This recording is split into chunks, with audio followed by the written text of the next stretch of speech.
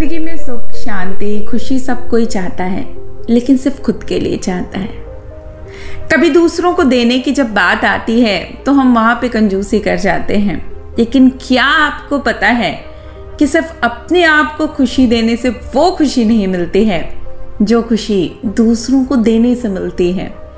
आप इस बात का अंदाजा खुद से लगा सकते हैं कि जब आपको बहुत उपहार मिल जाएंगे आप उतने खुश नहीं होंगे, लेकिन सच्ची खुशी आपको सिर्फ उस दिन मिलेगी जब आप किसी को कुछ देने के लायक बन जाते हैं। तो चलिए एक ऐसी कहानी सुनाती हूँ जो शायद आपको इस बात का एहसास करा देगी कि सच्ची खुशी कैसे होती है, कहाँ छुपी होती है और कैसे मिलती है। ये कहानी है नवीन की और उसके पुत्र गर्वित की। वो दोनों एक साथ टहलने निकल पड़ते हैं। दूर खेतों की तरफ निकल आते हैं। तभी बेटे ने देखा कि रास्ते में पुराने हो चुके एक जोड़ी जूते पड़े हुए थे जो किसी किसान ने वहां उतार कर रख रखे थे, जो संभवतः पास के खेत में काम कर रहे गरीब मजदूर के ही होंगे। अब उस पुत्र को थोड़ा मजाक सूझता है। अपने पिता से कहता है क्यों ना आज शाम को थोड़ी शरारत से यादगार बनाया जाए, मस्ती हो जाए, आनंद आ जाए। पिता ने थोड़ा असमंजस से बेटे की ओर देखा। बेटा बोला, हम जूते छुपा देते हैं झाड़ियों के पीछे। जब वो गरीब आदमी यहाँ आएगा ना कुछ नहीं पाएगा, घबरा के इधर उधर देखेगा, तालाब में देखेगा और उसकी शक्ल देखने लायक होगी और फिर हम मजे करेंगे। पिता पुत्र की बात बड़ी गंभीरता से सुन रहा था। बोला, बेटा, किसी गरीब और कमजोर के साथ, उसकी जरूरत की वस्तु के साथ इस तरह का भद्दा मजाक कभी नहीं करना। क्या इस मजाक से तुम्हें वास्तविक खुशी मिलेगी? जिन चीजों की तुम्हारी नजरों में कोई कीमत नहीं है वो उस गरीब के लिए बेशकीमती हैं। तुम यदि इस शाम को यादगार बनाना चाहते हो, असली खुशी चाहते हो, तो चलो आज मैं तुम्हें एक तरीका बताता हूँ, तुम उस तरीके को अपना कर देखो। अब पिता अपने बेटे से कहता है कि आज हम इन जूतों में कुछ सिक्के डाल देंगे और छुप के देखेंगे कि इस मजदूर पर इसका क्या प्रभाव पड़ता है। अब पिता और पुत्र ने ऐसा ही किया और दोनों पास की ऊंची झाड़ियों में छुप गए। मजदूर जल्दी से अपना काम खत्म करके जूतों के पास आ गया।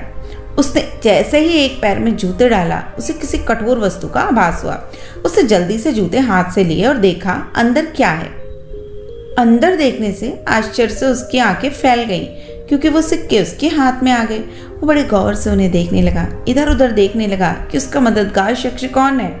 दूर दूर तक कोई नजर ही नहीं आया। उसने सिक्के अपनी जेब में डाले। अब उसने दूसरे जूते को उठाया तो उसमें भी सिक्के। मजदूर के चेहरे पे एक मुस्कान फैल गई। वो घुटनों के बल जमीन पर बैठकर आसमान की तरफ देखकर फूट फूट के रोने लगा। हाथ जोड़कर बोला, हे भगवान, आज आप ही किसी रूप में आए हो।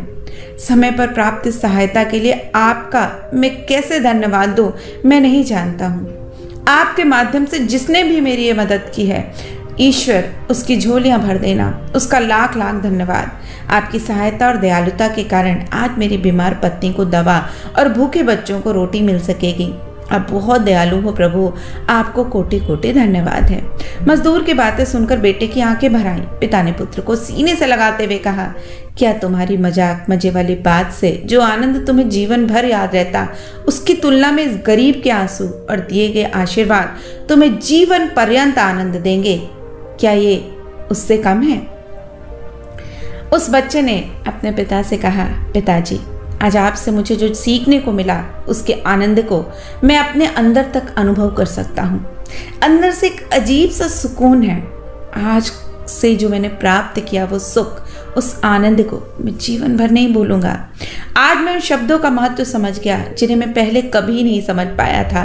आज तक मैं मजे, मस्ती, मजाक को ही वास्तविक आनंद समझता था, लेकिन आज मैं समझ गया हूँ कि लेने की बजाय देने वाला अधिक सुखी रहता है और जीवन में असली खुशी यही होती है।